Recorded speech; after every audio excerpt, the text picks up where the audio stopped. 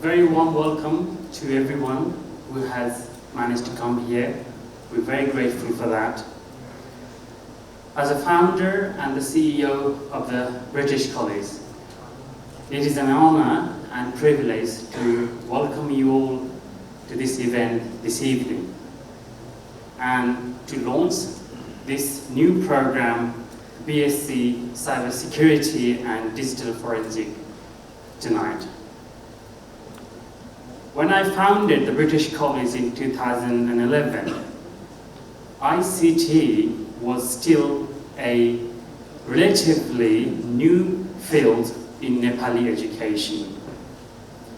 As a result, we teamed up with two leading British universities, Leeds Beckett University and University of West of England, to provide a wide range of exemplary courses. A decade later, we are now leading education establishment in the country and the only institution with a British Accreditation Council accreditation, and in fact making us one of the only two institutions in the whole of South Asia to have this BAC accreditation. In this time, we have developed a range of courses, including BBA, BSc Computing, BSc Hospitality Management in undergraduate levels. Similarly, MSc Information Technology, MSc International Business Management, Graduate MBA, and Executive MBA at postgraduate level. We also offer ACCA and Cambridge awarded A-levels at the British College. And so, in line with our vision to transform Nepalese society, we are now bringing a brand new course to Nepal, and which we just launched today. Experts in cybersecurity and digital forensics are in high demand, and as such, there are currently a wealth of opportunities for graduates entering into these fields. That is why we decided to be the first college in Nepal to offer such a unique programs. And in order to make it a success, we have invested in cutting-edge infrastructure to ensure that every student on the course will have access to industrial standard software and use of state-of-the-art IoT lab in the college, which is something no other institution in the country has been able to set up in this short time. And here with us tonight, we have some wonderful role models for our future students. With us, our chief guest, Mr. Bambahadur Mishra, the Deputy Governor of Nepal Rashtra Bank, Dr. Rajiv Subba, the former Deputy Inspector General of the Nepal Police, who is here to monitor our discussion sessions later. We also have many distinguished guests, representation from our advisory board, Ms. Asmi Rana, Vishal Upadhyay here, the Chief Information Officer from NCEL, Mr. Anil Kumar Datta, Joint Secretary from Ministry of Communication and Information Technology, and Mr. Manisha, who did very wonderful presentation from Fax Nepal, and so many other distinguished guests here, some students, potential students, parents who are present today. And we also have our TBC staff and faculty who have made this event so well organized this evening. And finally, I would like to thank everyone here for coming this evening. I hope you enjoyed this launch event, and we have lots of other speakers and some sessions we will be listening, lots of other useful information. And remember, cyber security is the next big thing for Nepal and globally. साह्रै खुसी लागेको छ यो lunch programme देखेर र सानो कथा चाहिँ सुनाउन चाहन्छु सुरुमा म आफ्नो तर्फबाट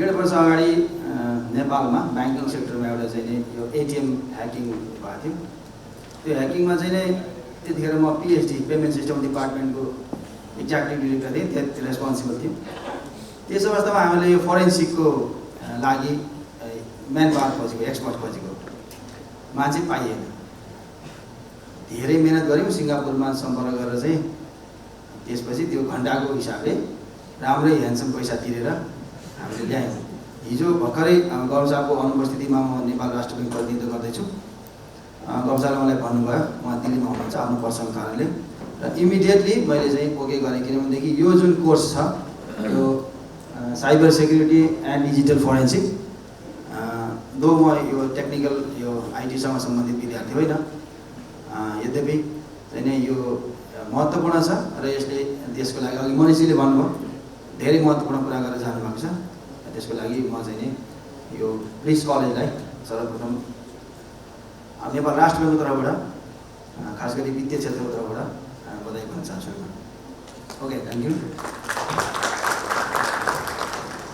mister Rajan Kanel CEO founder of British College, Joint Secretary Anil Datta, Government of Nepal, Dr. Rajiv Subba, moderator of this program, distinguished guest speakers, Manish ji, ladies and gentlemen, namaste, good afternoon. I feel very much privileged to address this launch event of BSc Honors Cyber Security and Digital Forensics. As I have told you, it's very important for the country. By British College. I'd like to thank British College for giving me this opportunity to be here and share some of my experience, views from the side of Nepal Rashtra Bank, from the side of financial sector of this country.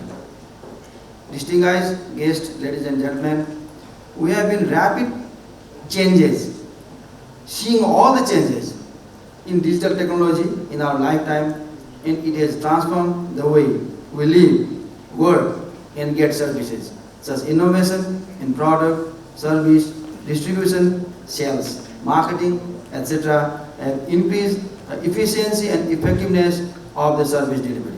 Such digital transformation is more prominent in financial sector, especially in digital payments. Innovation in digital payments backed by fintech has changed the way of traditional banking, as we all know this. Similarly, government and regulatory bodies like Nepal Rashtra Bank are also increasing the efficiency and effectiveness of the service delivery by using technologies such as fintech, govtech, regtech, and sugtech, and so on.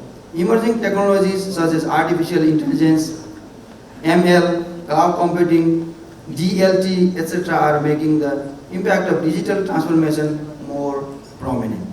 But digital transformation is not only bringing benefit and advantages and opportunities to make the service effective and more customer friendly, but also creating some hindrances, problem to us.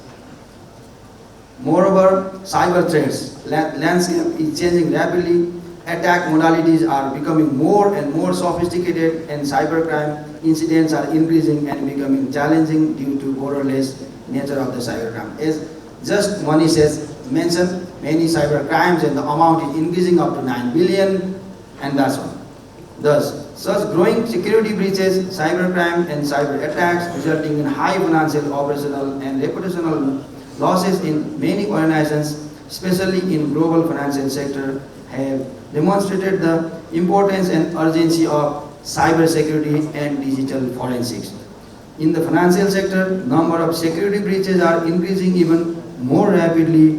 We also had some bad experiences of security breaches incidents in our financial sector, especially related in international payments, cards, and ATMs. Now, we have realized that to mitigate and manage such incidents, we are in need of more cyber security and digital forensics professionals who is relevant skill. And that has been, today is the day, and this college is showing the very good horizon for the light to have this technical person grow here in Nepal, so that we should not go to Singapore and somewhere else to get those experts. Nepal Rashtra Bank has developed and implemented legal, institutional, technological, and procedural arrangement to secure IT infrastructure and to mitigate the risk.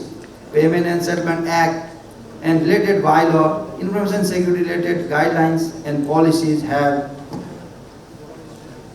been enforced.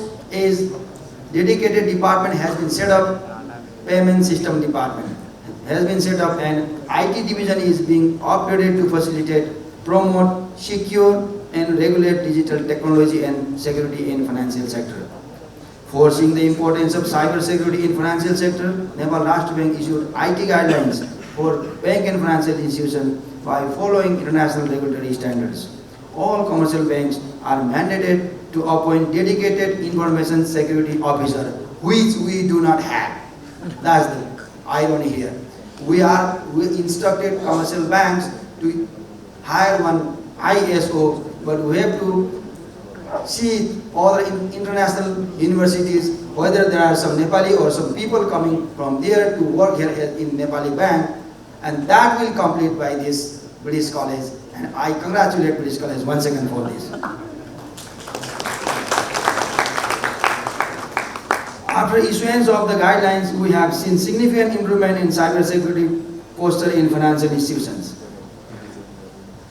We had already directed bank and financial institutions to move to secure technology in card and mobile-based payment technology, and mandated commercial banks to conduct IS audit and vulnerability scanning and penetration testing (VAPT) periodically to strengthen their cybersecurity measures. Again, for that VAPT, we have to ask international personnel to come to here in Nepal, and they will take a lot of money from here as a foreign exchange. That's very important. Likewise, Nepal Rashtra Bank has been focusing on regulation and supervision of technology and technology-based services to improve the cybersecurity posture of financial sector. We have been consistently advising and directing financial institutions, PSPs and PSOs under our regulatory purview to adopt international best practices and measures to protect from cyber attack through directive, periodic and event-based circulars, seminars, meetings, and so on.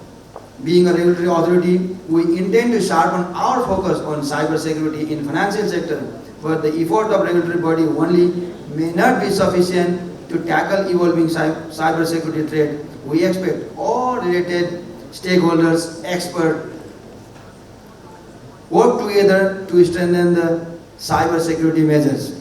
Ladies and gentlemen, dear guests, studies have shown that globally there is an acute gap in supply of cyber security professionals and skills than the demand. As Manish said, India is having demand a lot of cyber security personnels that he has already mentioned. We have experienced that the supply of cyber security professionals with necessary competency is not adequate to meet the demand in our country as well. We had to hire cybersecurity professionals from other countries, as I mentioned, by paying handsome sum of money to conduct cybersecurity and digital forensic related job in our country due to the lack of such professionals in here. I believe the British College did right job by introducing BSc Honours Cybersecurity and Digital Forensics, a franchise course of the University of the West of England in Nepal. I am confident that this program will be instrumental to meet the demand of the cyber security and digital forensic professional with required skills in our country. And I would like to stop here. I would like to congratulate British College, all the students in Nepal, those who are willing to study abroad for the cyber security, they can study here and work here. I would request all the parents and the students, and I in here. Thank you so much. Thank you for inviting me. Namaste. Speech जति पनि स्पिकरहरूको हामीले सुन्यौँ, त्यसपछि अहिले मेम्बरहरूको पनि सुन्यौँ र जति पनि घटना अथवा इन्सिडेन्टहरू हुन्छ सरले पनि पुलिसलाई कहाँ डायल गर्ने भन्दा 100 मा डायल गर्ने, साइबर क्राइमको लागि कहाँ डायल गर्ने भन्नुभयो।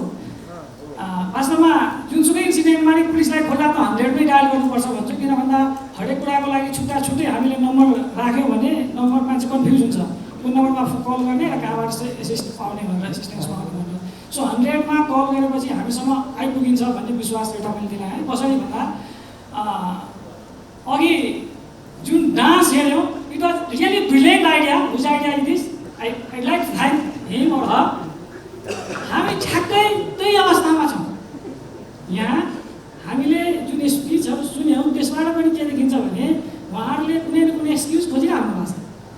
पुलिससँग एक्सक्युज छैन, नेपालबाट होइन, युएसएबाट के भन्छ जापानबाट कल आउँछ, तिम्रो यो एन्ड यो ठाउँको मान्छे सुसाइड गर्न लागेको छ है, टिकटकमा गाना सुन्दै अनि उसको भेन चाहिँ काटिरहेको छ है भन्दा। त्यो अवस्था कस्तो हुन्छ हामीले रेस्क्यु गर्नुपर्ने।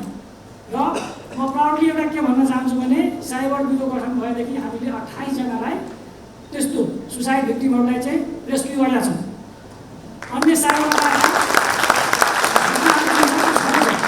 अब म त्यो डान्ससँग किन जोडेँ भने त्यो जुन ध्याडोमा डान्स भइरहेको थियो त्यसलाई आइडेन्टिफाई गर्नको लागि हामीलाई डिजिटल फोरेन्सिक चाहिन्छ।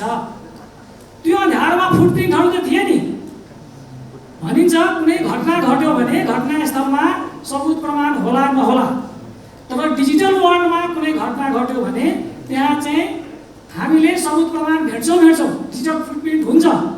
तर त्यो फिङ्गर जुन फुटप्रिन्ट हुन्छ त्यसलाई पहिचान गर्नु पर्यो सबभन्दा पहिले। त्यो चाहिँ एभिडेन्स हो कि होइन भनेर थाहा पाउनु पर्यो, त्यसलाई प्रिजर्भ गर्नु पर्यो, प्रिजर्भ गरिसकेपछि कलेक्ट गर्नु पर्यो, कलेक्सन पछि ट्रान्सपोर्टेसनका कुराहरू हुन्छ, एनालाइसिसका कुराहरू हुन्छ। त्यसकै आधारमा बेसमा हामीले क्रिमिनल जस्टिस सिस्टमका 3वटा पिलर भन्छौँ, कतै 4वटा पनि भन्छौँ। Investigator as a police officer अथवा ल इन्फोर्समेन्ट एजेन्सी, त्यसपछि प्रोसिक्युटर। अब इन्भेस्टिगेटरलाई त अब कसरी कति गाह्रो हुन्छ भन्ने कुरा छँदैछ, किन भन्दा जति सजिलो हामीले देख्छौँ यो साइबर अपराधमा र हरेक अपराधको जुन डिजिटल फुटप्रिन्ट हुन्छ भन्छौँ, त्यसलाई हामीले चाहिँ कलेक्ट गर्न, एनालाइज गर्न, डिटेक्ट गर्न यति गाह्रो छ कि यहाँ मोस्ट अफ द मलाई लाग्छ पार्टिसिपेन्टहरू चाहिँ आइटीसँग रिलेटेड हुनुहुन्छ, यहाँलाई राम्रो जानकारी होला। त्यति भइसकेर पनि जुन हामीले जुन एनालाइसिस र रिपोर्टहरू जुन जेनेरेट गरेर हुन्छौँ त्यसलाई चाहिँ राम्रोसँग एउटा डिजिटल फोरेन्सिक इन्भेस्टिगेटरले प्रेजेन्ट गर्न सकेन भने त्यसलाई हाम्रो प्रोसिक्युटरले कोर्टमा कसरी अब इन्टरप्रिट गर्ने र हाम्रो त्यसको वकालत गर्ने भनेपछि पुलिस र इन्भेस्टिगेटरसँग मात्रै सीमित होइन कि यो कुरा चाहिँ इभन एटर्नीहरूलाई पनि चाहिन्छ। त्यसपछि यही कुराको आधारमा कोर्टमा जुन हामीले डिजिटल एभिडेन्सेसहरू उठाउँछौँ त्यो चाहिँ एभिडेन्सेसहरूको इन्टिग्रिटी मेन्टेन गरेर कोर्टमा एडमिसेबल हुनुपर्छ, जसलाई जजले त्यो अनुसार चाहिँ भर्डिक्ट दिनुहुन्छ। भनेपछि यो 3वटै कुरा यसरी जोडिन्छ हाम्रोमा हेर्नु भने। एउटा मैले हेरेँ, अर्को बाटो यसको के हुन्छ भने अहिले जुन मैले अघि सुरुमै सुसाइडका कुरा गरेँ त्यो भनेको साइबर अपराध त होइन, तर साइबर इनेबल्ड अपराध हो। एउटा साइबर अपराधमै पनि डिजिटल फोरेन्सिक चाहिन्छ, अर्को साइबर इनेबल्ड अपराधलाई पनि ट्याकल गर्नलाई चाहिन्छ। र अर्को बाटो भनेको जहीँ पनि डेमोक्रेटिक पुलिसिङमा इन्टेलिजेन्स लेड भन्छ, त्यो इन्टेलिजेन्स डेभलप। जस्तै कुनै घटना घट्यो भनेर हामीलाई इन्फर्मेसन आउने बित्तिकै हामीले त्यो एभिडेन्सलाई पनि एनालाइसिस गरेर त्यसबाट त्यो इन्टेलिजेन्स एक्सटेन्डेबल इन्टेलिजेन्स चाहिँ डेभलप गर्नुपर्ने हुन्छ। त्यसमा पनि डिजिटल फोरेन्सिकको रोल आउँछ फेरि। र त्यसपछि अब साइबर अपराधमा आयो भने हामीले 2वटा पाटोबाट हेर्छौँ। एउटा चाहिँ इन्भेस्टिगेटिभ इन्टेलिजेन्स भन्छौँ, जुन फिल्डमा जसले जस्तै हाम्रो जुन फिल्ड अफिस हो साइबर अपराधको साइबर ब्युरो भन्छौँ, त्यसले चाहिँ इन्भेस्टि त्यो घटनास्थलमा उठाएका जुन एभिडेन्सेसहरू हुन्छ त्यो हामीले कलेक्ट गरिसकेपछि त्यसबाट इन्टेलिजेन्स डेभलप गरेर हामी क्रिमिनलसँग अथवा अरू सस्पेक्टसँग पुग्नुपर्ने हुन्छ, सब्जेक्टसँग पुग्नुपर्ने हुन्छ र त्यो कुराहरू जुन हामीले उठाएको हुन्छ, हाम्रो इन्भेस्टिगेटरले उठाएको हुन्छ, त्यसको इन्टिग्रिटी मेन्टेन छ कि छैन, त्यसको लागि डिजिटल फोरेन्सिक ल्याब हुन्छ हाम्रो, त्यसले चाहिँ त्यो इन्टिग्रिटी छ अथवा छैन त्यो कुराको रिपोर्ट दिन्छ जुन कोर्टमा जान्छ। हामीले चाहिँ त्यो साइबर सेक्युरिटी इस्युलाई चाहिँ थ्योरिटिकल एस्पेक्टले भन्दा पनि प्र्याक्टिकल एस्पेक्टले बुझ्ने र भोग्ने मौका नै पाए जस्तो लाग्छ। यो कोभिडको जुन काल थियो र अझ पनि छ, यो समयमा चाहिँ केही यस्ता घटनाहरू भए जुन घटनाहरूले चाहिँ यो साइबर सेक्युरिटी भन्ने विषय यसको महत्त्व छ भन्ने विषयलाई, जसलाई चाहिँ यो डोमेनमा काम गर्ने, जसले यसमा सेवा दिइरहेको सेवा प्रदायकहरू भयो र प्लस युजरहरू भयो, यसलाई चाहिँ त्यति महत्त्वले हेरिरहेको थिएन। तर यसले के भन्दाखेरि यो कस्टमरको डेटाहरू चाहिँ लिक हुने अथवा चाहिँ सर्भिस प्रोभाइडरको इन्फ्रास्ट्रक्चरमा चाहिँ एट्याक आउने, उसले चाहिँ सर्भिस चाहिँ डेलिभर गर्न नसक्ने, ती जुन भगाइहरू भए ती भगाइहरूले गर्दाखेरि चाहिँ यसको सिग्निफिकेन्स चाहिँ बढेर गयो होइन। र वान अफ द इस्युज र एकदमै बर्निङ इस्युज कसरी यसलाई चाहिँ हामीले सोच्न सक्छौँ भन्दाखेरि यसलाई महत्त्व दिनुपर्छ अथवा यसमा इन्भेस्ट गर्नुपर्छ अथवा यो चिज पनि चाहिन्छ है भन्ने कुरा नै हाम्रो ब्रेनमा दिमागमा कहीँ पनि हाम्रो लगानी गर्ने कुरामा कहीँ पनि कुरा चाहिँ आउँदैन थियो। तर अब के भन्दाखेरि होइन, यसमा चाहिँ हामी लगानी गर्नुपर्छ, यसमा महत्त्व दिनुपर्छ, यो महत्त्वपूर्ण सेक्टर हो र यो भएन भने हाम्रो रेपुटेसन होइन र कस्टमरप्रतिको मेरो जुन प्राइभेसीको जुन चिजहरू छ, जुन कस्टमरको लोयलिटी जुन मैले पाइरहेको छु त्यो चाहिँ मेरो चाहिँ लुज हुन्छ है भन्ने चिजहरू चाहिँ अब यो त्यो रूपमा आयो। त्यस कारणले यसले चाहिँ एउटा महत्त्व चाहिँ पायो। त्यसले गर्दाखेरि यो विभिन्न जुन यो लिकेजको इस्युहरू आयो त्यसले गर्दाखेरि त्यो कुराहरू पायो।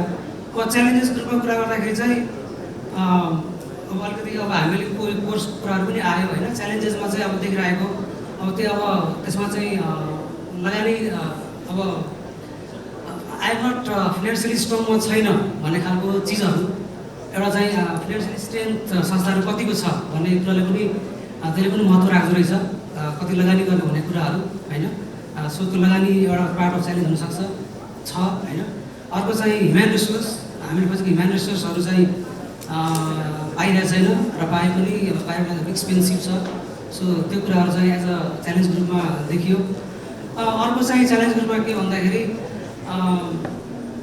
विभिन्न घटनाहरू घट्दै गर्दाखेरि चाहिँ अब यसलाई चाहिँ हेर्ने कसले भन्दाखेरि हेर्ने निकाय पनि कोही पनि छैन। So nobody is looking at me होइन। कस्टमरले गएर कसलाई भन्ने हो होइन, कसलाई कम्प्लेन गर्ने हो, त्यो कुराहरू पनि छैन भन्दाखेरि वेज गभर्मेन्ट भन्ने खालको क्वेसन पनि देखियो। लकडाउनको केसमा लकडाउनलाई चाहिँ थ्याङ्क यू नै भन्नुपर्छ, किन भन्दा आइटीकै अवेरनेस त्यो लेभलमा भइ नसकेको अवस्थामा लकडाउनको बेलामा चाहिँ साइबर सेक्युरिटीको बारेमा धेरै जनचेतना छ, घरमा बसेर पाउनु पऱ्यो। अब हजुरले भन्नुभयो जुन कलेजहरू त्यस्तै 5-6वटा छ नेपाल अधिराज्यभर र सङ्घ संस्थाहरू पनि छन्। अब हामीले चाहिँ के देख्यौँ भन्दाखेरि एकाडेमिक सेक्टरमा जो मास्टर पिएचडी गर्नुभएको छ उहाँले कुन टपिक गर्नुभएको छ, स्टुडेन्टहरूको माइन्डसेट के बस्छ भन्दाखेरि फलाना सरले चाहिँ यो टपिक गर्नुपर्छ, म त्यही टपिकमा रिसर्च गर्छु, एकाडेमिक रिसर्च थेसिस गर्दा। त्यो बाहेक अर्को अप्सन मैले सोचेकै छैन, अरू पनि हुन्छ र अन्त कोही पाइन्छ र यस्तै ग्यापहरूलाई चाहिँ हामीले फिक्सिङ गर्नको लागि चाहिँ एउटा centre for cyber security research and innovation भन्ने संस्था सुरु गर्यो। त्यसको मेन मोटो भनेको के भन्दा एकाडेमिक रिसर्च गर्ने जति पनि कलेजहरूमा स्टुडेन्टहरू हुनुहुन्छ ब्याचलर मास्टर, उनीहरूको लागि चाहिँ रिसोर्स पर्सन चाहिँ उपलब्ध गराइदिने, फेसिलिटेट गरिदिने, इम्पावर गरिदिने। कतिपय केसहरूमा उहाँहरूलाई डिरेक्टली प्रोफेसनलहरूसँग टचमा हुनसक्छ, टच भए पनि त्यो फिल कम्फर्टेबल फिल नहुनसक्छ, त्यो कम्फर्टेबल गर्ने काम चाहिँ हामीले रिसर्च एन्ड इनोभेसनले गर्यो। र अर्को कुरा के छ भन्दाखेरि इन्डस्ट्री रिसर्च र एकाडेमिक रिसर्च। अब एकाडेमिक रिसर्चमा अझै ल्याकिङ भइरहेको अवस्थामा इन्डस्ट्रीमा भएका न्यू थ्रेड्सहरूलाई अझ रिसर्च गर्नको लागि स्टुडेन्टहरूलाई फन्डिङ गर्यो। त्यो कल्चर चाहिँ आओस्, छिटो आओस्, आइसकेको छैन है। Let's create a research environment in Nepal भन्ने मोटोको साथ हामीले संस्था सुरु गऱ्यौँ र कतिपय कुराहरू हामीले रिसर्च पर्पजल सम्बन्धी बेसिक फाउन्डेसनदेखि ट्रेनिङहरू दिनेदेखि लिएर इन्भल्भ गर्नेदेखि लिएर यस्तो हुन्छ भन्ने कुराहरू गऱ्यौँ। एउटा लकिली के भन्नुपर्छ भन्दा हामीले समयभन्दा पहिला नै जसरी अहिले दाइले भन्नुभयो आगो लागि भयो दमकल चाहिन्छ, मान्छेलाई के भयो तपाईँको एम्बुलेन्स चाहिन्छ भने साइबर सेक्युरिटी इन्स्टिट्युट भयो भने कहाँ जाने गोइङ टु गो, त्यो जाने ठाउँमा थाहा छैन, गुगलमा गएर सर्च गर्नुपर्छ। हामीले समयभन्दा पहिला नै एउटा चाहिँ कम्युनिटी बेसमा भए पनि कम्प्युटर एमएससी रेस्पोन्स टिम नेपाल सुरु गऱ्यौँ। तर हामी पनि त्यो लेभलको ब्याचर थियौँ, यो आवश्यकता हो गर्नुपर्छ भन्ने थाहा भयो, तर त्यसको लागि डेडिकेट र अलायन्सहरू नभएको कारणले गर्दा त्यो लेभलमा गर्न सक्ने अवस्था छैन। र सिएसआरले स्पेसली के गर्यो भन्दाखेरि स्टुडेन्टहरू र प्रोफेसनलहरूको एउटा ब्रिजिङ गर्ने काम गर्यो है, त्यो नै हाम्रो एउटा चाहिँ माइलस्टोन हो। र अल्टिमेटली गोल के हो भन्दा education and awareness is the first line of defence. Foundation भनेको नि यही नै हो, सुरुमै बच्चा जसरी हेर्नुहोस् कि म सानो उमेरमा आइटीमा लागेँ र कोही ब्याचलर लेभलमा आइटीमा लाग्यो भने हेर्नुहोस् त डिफ्रेन्स, टेक्निकल स्किलको डिफ्रेन्स। त्यही भएर हामीले चाहिँ अलिकति रुट लेभलबाटै सानो लेभलबाट नै यो अवेरनेस दिनुपर्छ। र यो एजुकेसन सिस्टममा थ्याङ्क यू भन्न चाहन्छु म राजन दाइ एन्ड ब्रिटिस कलेज टिमलाई, किन भन्दा यो कोर्सहरू ल्याउनु भयो। अब हामी सहरमा चाहिँ देश छैन, गौतम बुद्ध देश छैन, country from the cyber security expert भनेर याचर बिलप गरेर देखाउनुपर्छ पनि एउटा चाहिँ कन्सेप्सन चाहिँ बिलप गर्नुपर्ने छ।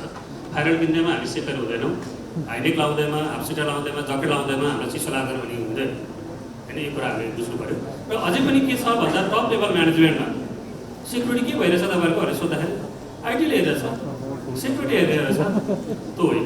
सेक्युरिटी भनेको एभ्री वान रेस्पोन्सिबिलिटी हो भन्ने फिल गराउनु छ हामीले। त्यो अर्को जसरी हामी खानकोट नाकामा चेक गर्छौँ उताबाट आउने पिपलहरूलाई, भेहिकलहरूलाई, त्यसरी नै इन्टरनेटबाट आउने ट्राफिकहरूलाई थ्रेट इन्टेलिजेन्स मोनिटरिङ डेभलप गरेर ट्राफिक मोनिटरिङ गरेर गर्नुपर्छ। किन भन्दा यो लास्ट बिफोर 8 मन्थ तपाईँले सुन्नुभयो होला cyber war between Nepal and India है। अब यसको पछाडि हामी कति रेडी छौँ के छौँ भन्ने कुराहरू सेकेन्डरी पछि छलफल गरौँला। र हामीले यहाँबाट इथिकल ह्याकर्सहरू डेभलप गरेर त्यसलाई नेसनल साइबर सेक्युरिटी स्ट्राटेजीमा चाहिँ क्यापिटलाइज गर्नुपर्छ। जबसम्म देशले चाहिँ इथिकल ह्याकरहरूलाई क्यापिटलाइज गर्न सक्दैन तबसम्म हामी के पनि गर्न सक्दैन। जसरी मैले अहिले भाइस गभर्नरले भन्नुभयो हामीसँग को को छन् भन्ने कुरा थाहा हुनु पऱ्यो पहिलो कुरा। अब घरभित्रकोलाई बढी विश्वास नगरी चलन छ, त्यसले गर्दा पनि सेक्युरिटी थ्रेट बढ्दैछ। आउटसोर्स आफैमा रिस्क हो है। अब यो कुराहरू सबै कुराहरू एजुकेटर एन्ड अवेरनेस भित्रै पर्छ। र जबसम्म नेसनले रिसर्च र इनोभेसनमा लगानी गर्दैन, लगानी बढाउँदैन, त्यसलाई कस्तो रूपमा लिन्छ, इन्भेस्टमेन्टको रूपमा बुझ्दैन, तबसम्म हामी चाहिँ लेट्स बिल्ड सेक्युर नेपाल भन्न सक्दैन, गाह्रो छ है। यो कुराहरू चाहिँ अवेर होस् भन्न चाहन्छु। यो विगत 9 वर्ष डेडिकेटेडली यो साइबर सेक्युरिटीको फिल्डमा काम गरिरहँदा धेरै कुराहरू चाहिँ विटनेस गर्ने मौका पायो। पहिला चाहिँ साइबर डिफेन्स अथवा सेक्युरिटी भनेर त्यति अवेर थिएन मार्केट।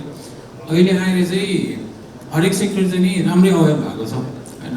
जस्तै ब्याङ्किङबाट नै स्टार्ट भयो, अब अहिले आएर टेलिकम्युनिकेसनको रेगुलेसन आयो, त्यसपछि बिमा समितिले पनि यो अडिट र सेक्युरिटी एसेसमेन्टहरू चाहिँ नि अब म्यान्डेट नै गरिदिइसकेको छ। सो यो चाहिँ एकदम ठुलो चेन्जेसहरू चाहिँ नि यो 3वटा सेक्टरमा चाहिँ देखिएको छ नेपालमा।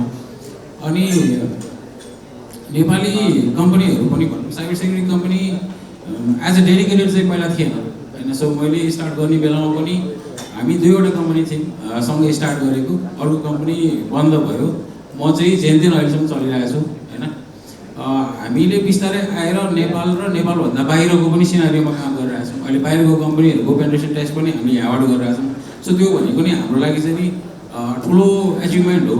नेपालको एउटा सानो कम्पनी भएर तपाईँको युएसको, हाम्रो नेदरल्यान्ड्सको, चाइनाको, इन्डियाको कामहरू गर्दा होइन। अनि जस्तै गभर्मेन्टमा पनि धेरै चेन्जेसहरू छ। सो अघि मैले भने जस्तो त्यो पोलिसिजको कुराहरू एउटा भयो। So national level cyber security policy हाम्रो अहिले रिसेन्टली ड्राफ्ट भएको छ, त्यो भनेको पनि एउटा ठुलो माइलस्टोन हो।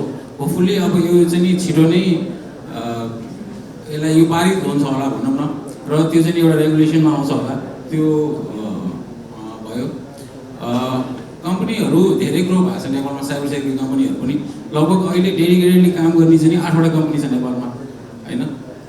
त्यो भनेको फेरि यो फायरवल बेच्ने, राउटर बेच्ने त्यस्तो कम्पनीहरू होइन, जसले चाहिँ प्योरली यो अडिटको, पेन टेस्टिङको, तपाईँको गभर्नेन्समा, यो साइबर सेक्युरिटी पोलिसिजमा साइबर सेक्युरिटी मोनिटरिङमा सर्भिस दिइरहेछ। सो यो कम्पनीहरू पनि बढेको छ।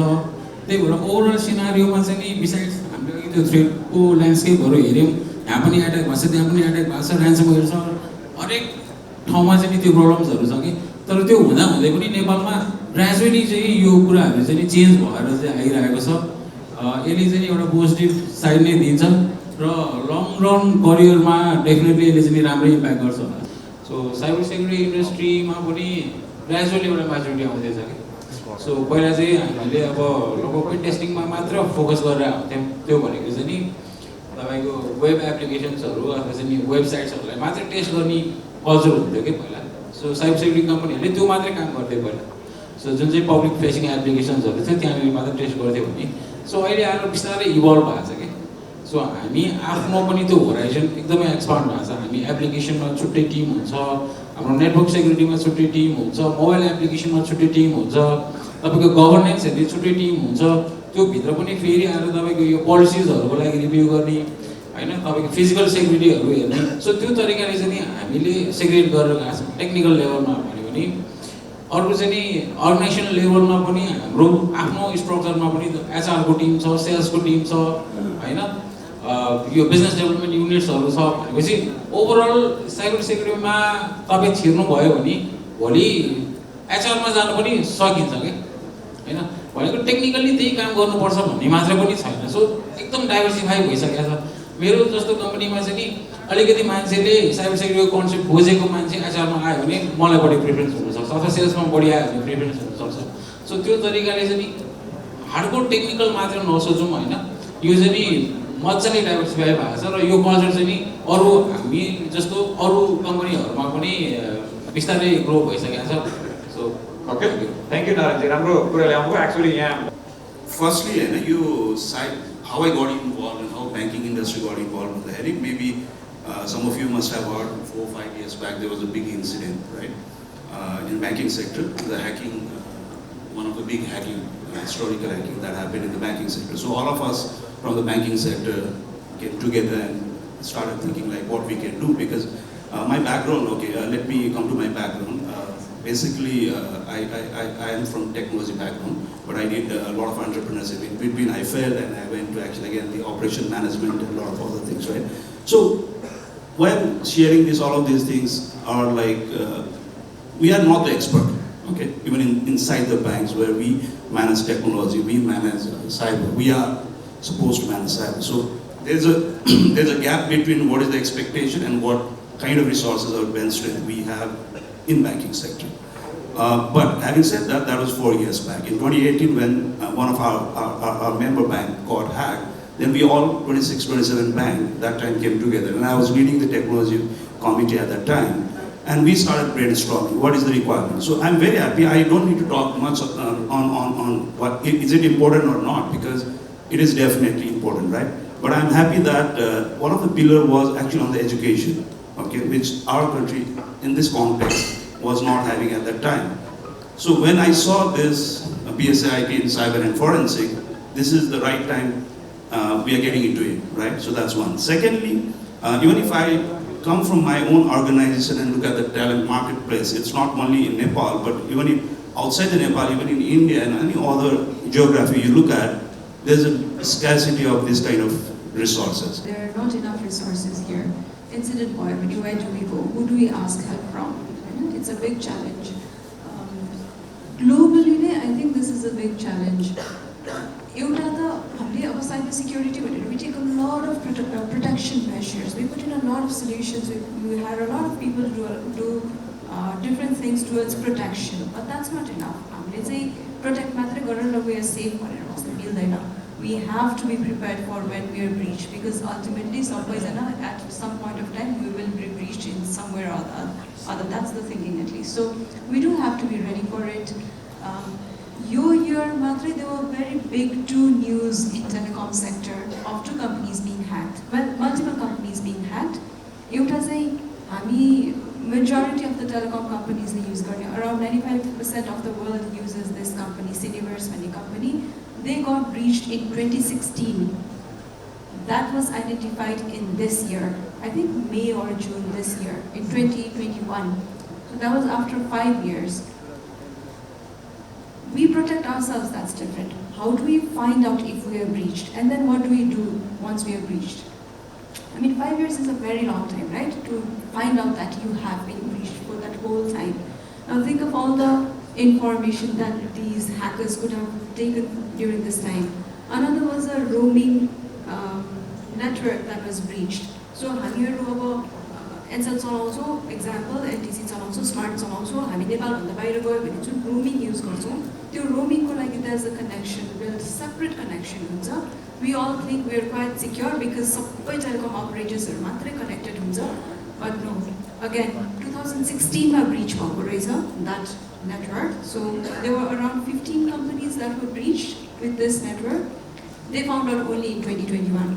So how do we identify very quickly and how do we solve this problem? How do we identify what happened, where digital forensics helps, and then how do we mitigate whatever issue was there? So we do need to focus on that. There's not enough focus in the whole world. We saw presentations earlier where detection and response times were very high, little less than a year earlier, right? So how do we focus on these areas? How do we identify what is happening in our systems, in our networks? So basically 1 crore plus मान्छे चाहिँ यो payment इन्डस्ट्रीमा जोडिराख्दाखेरि आजको दिनमा हामीले चाहिँ wallet युजरहरू हेर्ने हो भने हामी जस्ता n number of PSPs and PSOsहरू अपरेट भइरहेका छन्.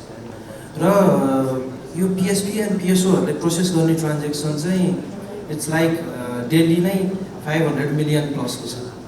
So this is going to increase in multifold यो कमिङ मन्थमा, कमिङ इयरमा. लास्ट ट्रेन्डहरू हामीले हेऱ्यौँ भने पनि. र जसरी फाइनेन्सियल ट्रान्जेक्सन चाहिँ यता डिजिटलतिर मुभ हुँदैछ, त्यसै गरी यो फाइनेन्सियल ट्रान्जेक्सनमा हुने ब्रिचेसहरू अथवा क्राइमहरू पनि डिजिटलतिर बिस्तारै मुभ हुन्छ कि भन्ने एउटा डर सबैमा छ. र as a management professional of tech driven financial service provider, मेरो कोर फोकस भनेको चाहिँ बेसिकली मेरो डेभलपमेन्टदेखि एउटा प्रोडक्टमा डिल गर्दाखेरि डेभलपमेन्टदेखि त्यसको कन्ज्युमरसम्म पुगुन्जेलसम्ममा सेक्युरिटी एस्पेक्टहरू त्यो म्यानेज भएको छ कि छैन भन्ने चाहिँ प्रिभेन्सनको रूपमा हेर्नु पऱ्यो. तर इन केस कतैबाट ब्रिच भइहाल्यो भने, सो अघि डेप्युटी गभर्नर सरले भन्नुभएको जस्तै यहाँनिर रिसोर्सको स्क्यारिसिटी देखिएको छ.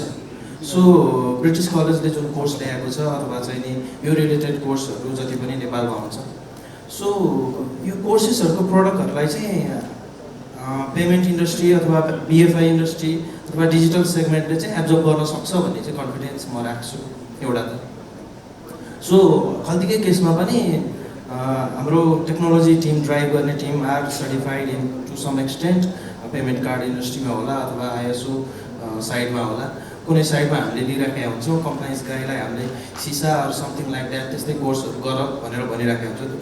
Eigen that is not completely specialise, but then हामीले एउटा लेभलको मेजरहरू लिइरहेको हुन्छौँ. तर यस्तो कोर्सेसहरू इन केस नेपालमा यहीँ प्रड्युस हुन थाल्यो दक्ष जनशक्ति भने चाहिँ, सो फाइनेन्सियल अथवा फिनटेक इन्डस्ट्रीले चाहिँ त्यसलाई एउटा लेभलमा एब्जर्भ गर्न सक्छ. र यो इन्डस्ट्री भइसकेको छ. It's not a 1 or 2 firm. अहिले पेमेन्ट इन्डस्ट्री भन्छौँ हामी अहिले. सो मेरो चाहिँ यसमा कम्प्लिटली के चाहिँ सोच छ भन्दाखेरि यो फोरेन्सिकको कुराहरू, साइबर सेक्युरिटीको कुराहरू नन कम्प्रोमाइजेबल नै हो. र प्रिभेन्सनको साइडमा एउटा काम गरिन्छ भने केयरको साइडमा पनि गर्नलाई यदि दक्ष जनशक्ति छ भने मजाले एब्जर्भ गर्न सकिन्छ.